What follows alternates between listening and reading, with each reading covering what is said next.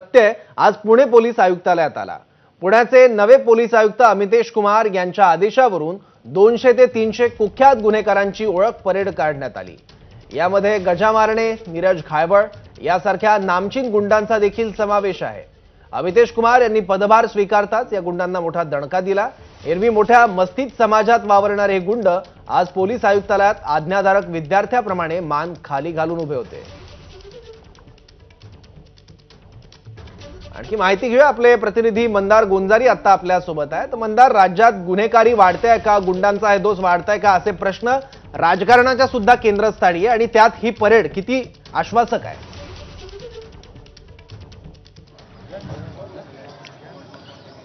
एकीकडे आपापल्या भागामध्ये दहशत असलेले हे आणि दुसरीकडे मुख्यमंत्री उपमुख्यमंत्री यांच्यासोबत देखील यांचे फोटो आपण पाहिलेले आहेत आणि असे 267 गुन्हेगारी पार्श्वभूमी असलेले हे पुण्यातले नामचीन पुणे पोलीस आयुक्तालयामध्ये आपल्याला एकत्रित पाहायला मिळतात, ज्यामध्ये निलेश घायवळ आहे, गजानन मारणे आहे, हा जो प्रिंटेड शर्ट घातलेला व्यक्ती आहे तो निलेश घायवळ आहे, ज्याचा फोटो आजच माध्यमांमध्ये समाज माध्यमांमध्ये मुख्यमंत्री एकनाथ शिंदे यांच्यासोबत प्रसारित झाला आणि त्यामुळे मोठी खळबळ उडाली।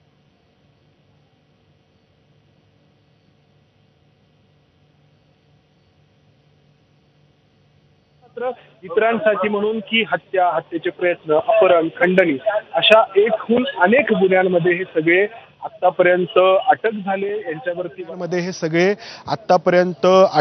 यांच्यावर वर्ष खटले चालले, मोक्काअंतर्गत कारवाया झाल्या, मात्र वेळोवेळी हे सुटले आणि यांच्याकडे बघून तरुणाई मोठ्या प्रमाणामध्ये गुन्हेगारीकडे आकर्षित झाली आणि यामुळे पुण्यामध्ये गुन्ह्याचा आलेख हा सतत वाढत गेला आणि त्यामुळे पुणे पोलीस आयुक्तपदाचा पदभार स्वीकारल्यानंतर अमितेश कुमार यांनी ही कारवाई केली आहे। आपण जर पाहिलं तर या ठिकाणी जो पांढरा हाफ शर्ट घातलेला जो व्यक्ती आहे गजानन मारणे, हा आपल्याला दृश्यामध्ये दिसतोय, गजानन मारणे, आणि त्यानंतर इतर ही जे गुन्हेगार आहेत भागामध्ये दहशत असलेले जे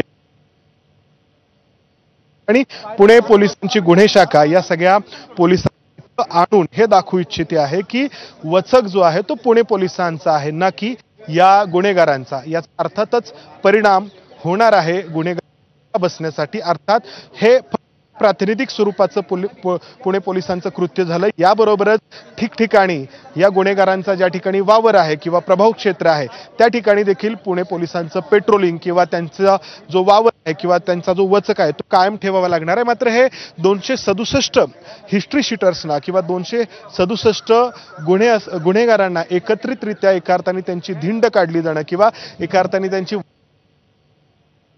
आणि हे दाखवण्याचा प्रयत्न होतोय नवीन पोलीस आयुक्तांकडून की